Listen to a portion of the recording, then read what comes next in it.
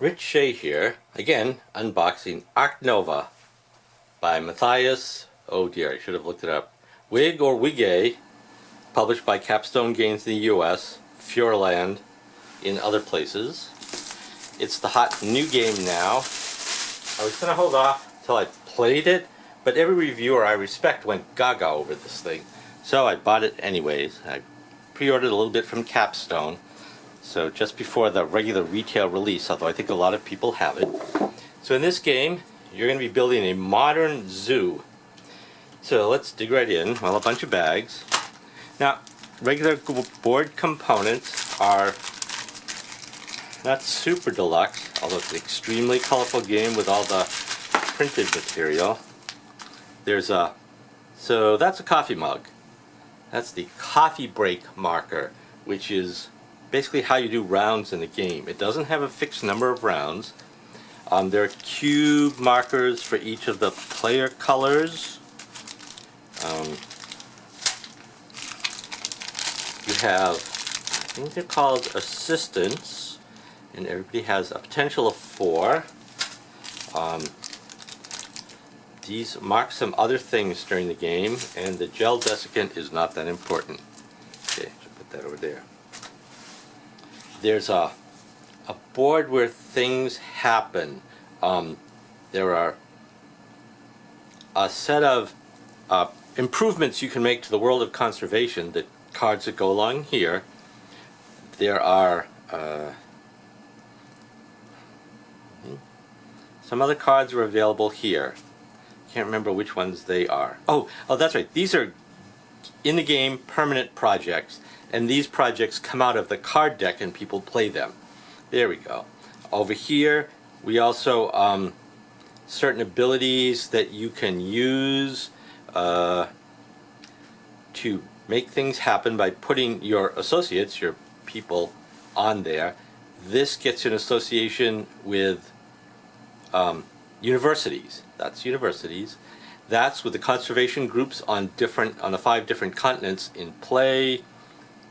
That makes you better at something. Oh, I think that improves your reputation. Well, we'll have to check. And these are just contributions. Later you can contribute money to just make yourself be better. And of course, they all move you up one on the one of the 2 tracks towards winning. And each of these can only be used once, and then there's a generic one. So it gets more expensive to make a significant contribution. Alright, and this indicator here is always about having to upgrade one of your 5 player action cards. Here's the rules, and we should go over these because, well, then you'll understand more about what's going on. Okay, we get the cover thing, right? 212 zoo cards, 128 animals, 64 sponsors, 20 are conservation projects. There are final scoring cards with endgame bonuses. Everybody gets 5 action cards that are double-sided, and then there are 12 base conservation projects. Those are the ones that could potentially appear along the bottom, as opposed to these 20 which can appear along the top. There's a game board we haven't seen yet. That's the association board. Each player has a mat on which they build their zoo and track other things. The zoo is made by putting these tiles and tokens on there, different size enclosures, kiosks and pavilions. Kiosks make you money, pavilions do something else, and some special things. Everybody could have one petting zoo and or a reptile house and or a large bird aviary. Then there are some unique buildings that go with specific animal cards, I believe. Money, bonus tiles, the university and partner zoo markers, X tokens, some multipliers, and venom and constriction tokens, because you actually can do some stuff to slow down the other players. Then, as I said, the break, counters, association workers, and player tokens. Each player gets 25, 4 association workers and 3 counters. Alright, so when you set up the game, there's going to be a bunch of these bonus tokens. The cards go here. cards that are available go here. Mostly you're going to draw cards from the deck face down, but sometimes you can get the face-up ones that are available and have some control over that. You're going to have a marker over here. So the way it's going to work, that should be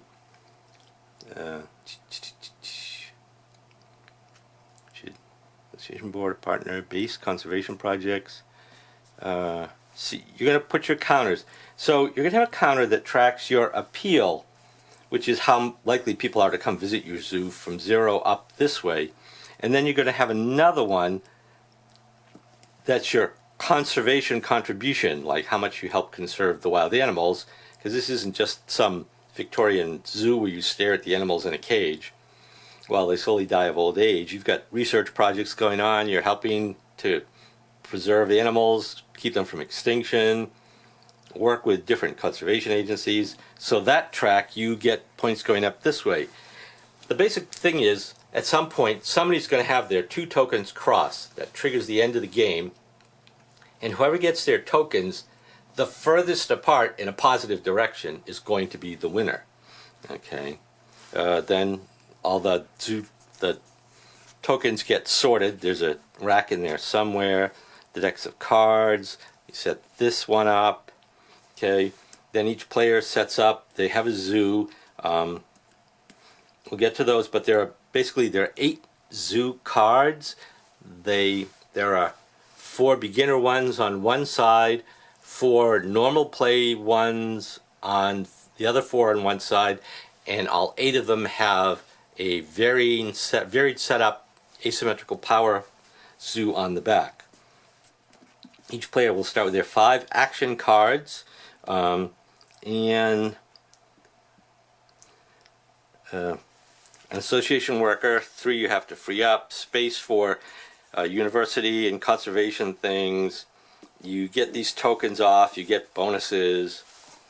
Okay, so basically there's going to be 5 actions. You're going to build enclosures and things on your zoo. You're going to get animals, put them in the enclosures, and take some other actions. One of the things that happens is this coffee token goes on the break track, and when things happen, it slides over this way. When it reaches the end, there's a break. And that's sort of a reset phase. Discard your hand size in cards down to your limit. If you have too many, earn income from the things that you have set up that earn income, and then start another round. The number of rounds don't determine the gameplay. They're just a periodic thing to let you get some income and do things like that. So when it's your turn, you select one of your 5 action cards. Now the action cards are going to be under these 5 numbers. When you select a card, you're going to pull it down, do the action, and then at the end of your turn, it's going to go back to the 1 space, and all the cards that were below it are going to shift up 1. And what you can do with a card is limited by the slot it's on. The farther up it is, the more powerful the action could potentially be. Okay. Now you can temporarily increase the value of an action with these X tokens. So watch for those once in a while. Okay. And you can also upgrade these cards. So for each action, there's an unupgraded and an upgraded version. One limit in the game is there's only 4 ways to upgrade cards. There's no way to upgrade all 5 cards, no matter what you do. If you find you've done that, somebody's cheating. Okay. Then the actions are get cards, build enclosures, do something with an animal, take an action on the association board, take a sponsor action, and if none of the actual actions make sense, which I can't imagine, but it happens, you can just take an X token, okay? And you still take one of your cards and move it around to slot 1 and slide the others over. So the actions are take cards, which consists of either drawing from the deck, maybe discarding, or snapping, which lets you just take a card from the face-up cards. When you do that, though, you have to have a value of at least 5 if you're not upgraded, 3 if you're upgraded, okay? Whenever you do that, though, you're going to move the break marker 2 spaces in, if you've been upgraded, you can also draw from the cards that are face up as if you're drawing them off the top of the deck, but they have to be within your reputation range. There's a reputation track on the display somewhere. I think it's on the board, and you can move up on that with certain actions. Okay. So, and in each of the explanations, there's extra explanation and an example. So the rules are nicely done that way. Building enclosures, the X value is how big an enclosure. You pay 2 coins per each space the enclosure takes up. There are requirements. You have to, build out adjacent to your previous things. Some things need to go near a rock or some water. Sometimes you just want to do that because an animal might require it. Okay. You put them down empty, and then you'll place an animal in them with the animal card later. When you ordinary build, it's one building up to the value in size. When you upgrade it, you can make multiple buildings as long as the sum of the size of the buildings is no greater than the value the card was under to start with. Okay. Sometimes there are placement bonuses on the board that you get as soon as you cover a space. Playing an animal card from your hand, that's the animal card. As you can see, that is the longest, most complicated thing, where you make sure you have the conditions to play the animal. Often it's the size of the enclosure. It might be next to something. Then you have to pay a cost. So that's usually usually money. This also requires that you have like a lab of that a lab, right? Yes. You flip the enclosure over, okay. An empty enclosure over that's a sufficient size. Right? Yeah.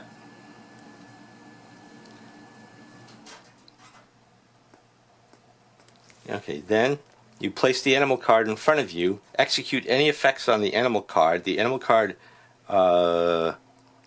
might have an immediate effect. I think these are down here.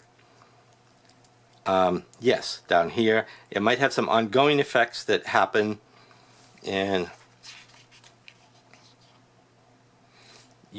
sometimes you might play more than one animal. Usually an effect from the card lets you play another animal. You complete one animal before you do the next, including any money or stuff you might get from placing it, or any other special bonus that's available to help you with the second animal. There's special enclosures, the petting zoo, the reptile house, and the aviary, and they basically let you crowd some animals together more, or play special animals for the petting zoo. There's immediate effects. When you upgrade it, you can play animal cards from your hand. You can also play an animal card directly from the board if it's inside your reputation range, right? Yes, directly from the display, as if it were in your hand, okay? Alright, the animals come in different categories. There's plenty of examples. Placing cards, you just make the symbols show. After you place a card, usually you don't need to see anything but the symbols across the top. Association actions, where you can increase your reputation, gain a partner zoo.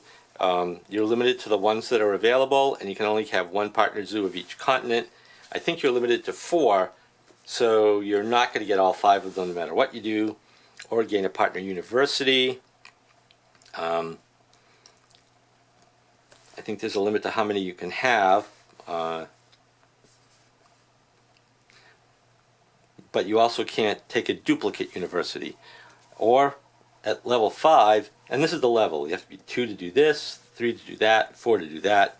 5 is work on a conservation project, okay, which are either the ones you take out of your hand and play, or play on the ones on the bottom. They basically have a spot where if you meet a condition, you can take one of your cubes off your board, put it on there, and get the benefit. Right? Yes. Okay. Association action. Perform one or more. Okay, and then you can make a donation. All right. Sponsors. Play a sponsor card or advance. Okay, right. Gain a partner, increase reputation. Okay, you can't do. Oh yeah, okay. So association has a lot of different things you can do. Oh, sponsors is another kind of card. A sponsor card or advance the break token and take money. So sponsors are cards out of your hand. And they have things like this one, the Meerkat Den. If you can do it, you have to be up at 5 when you play the card.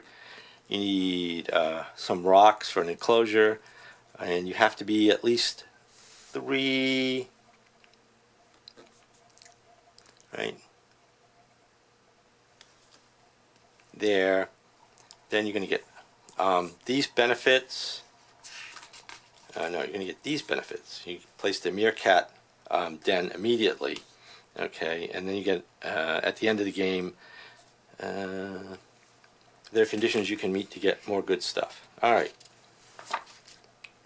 And just take an X token.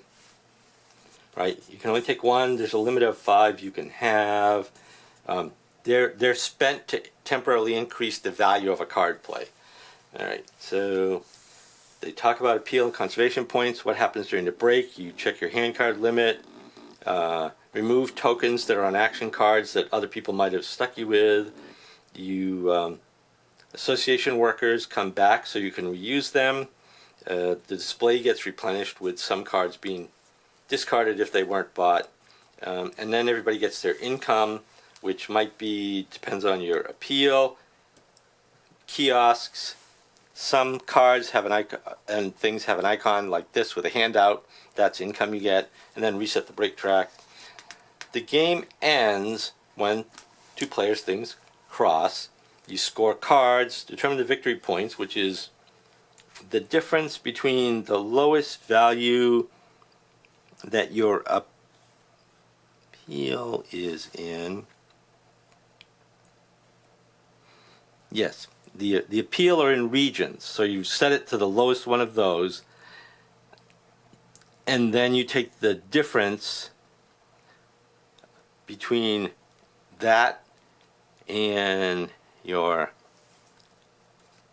the lowest one where this is and where your appeal actually is, and you count the spaces 1, 2, 3, 4, 5, 6, 7, 8.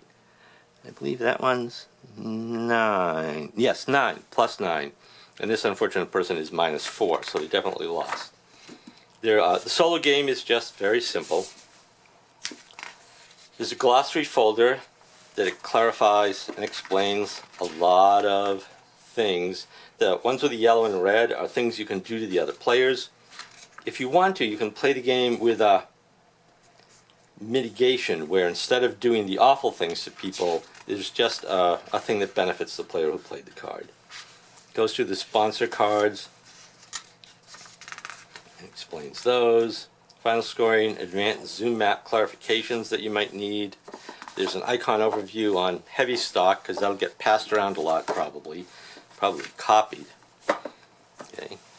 Then there's the 8, 3, 4, 5, 6, 7, 8 player cards. This is the different side for everybody. So gain 2 appeal every time you flip an adjacent standard enclosure, or each standard enclosure has +2 capacity. On the back we have, I think this is the standard setup, and this is the it's easier for beginners setup. Okay, and those are the player cards. They're card stock, but that's fine. It means things can move around, but I don't think that's a problem in this game. Then they might warp. Then there's a bunch of cardboard. It's medium weight cardboard. The enclosures, nasty things, conservation groups, universities, money, X tokens, and that's the size of the enclosure before you use it. And then of course it's much more colorful when it's open. And 1, 2, 3, 4, and you can see they're largely the same. 5, this one's different. It has the special enclosures. I think this is related to the solo game. Some bonus markers that go on. Next,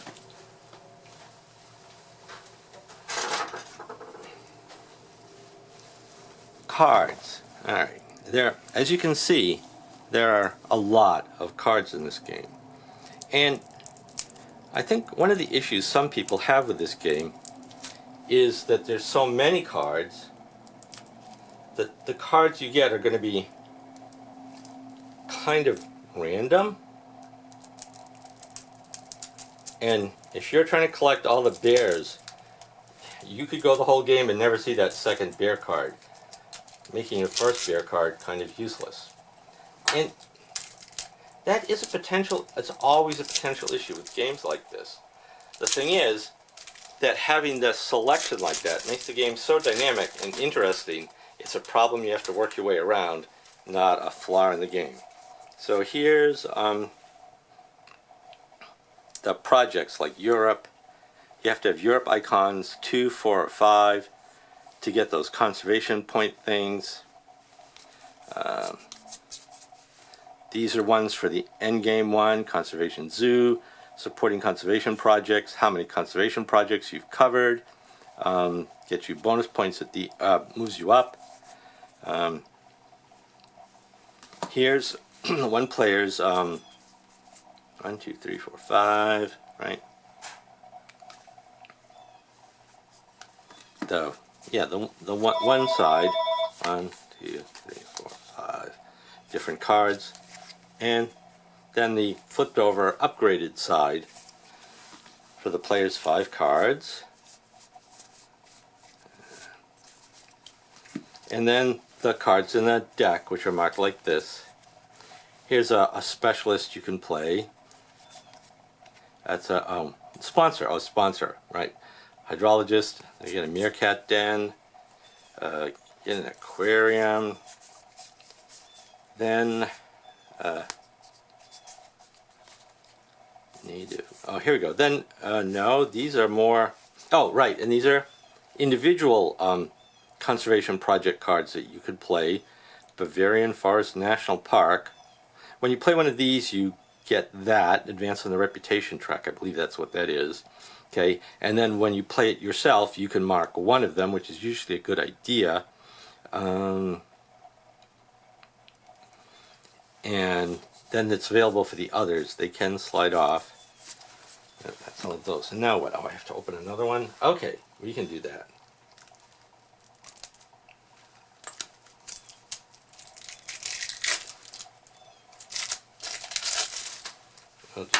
And here's an animal.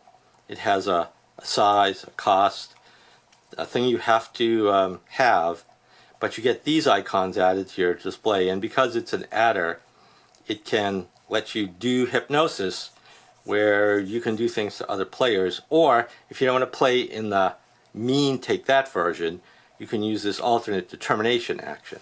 Okay, and then you get to appeal, and then you can see there's a bunch of animals and a bunch of experts. So I don't think I'm going to open more of those for now. Let's get these out of the way. And these.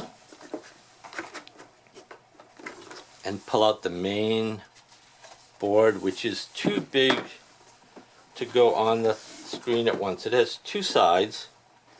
I'm not sure why. It might be for different player counts. Oh, I think this is the solo side. Maybe not. No, I was wrong about that. Is it the same on both sides?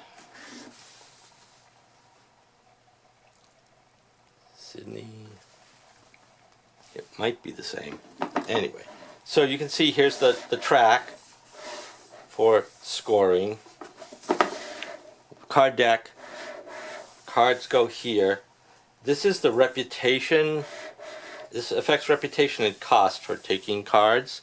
If you take cards over here, I guess there'll be some break.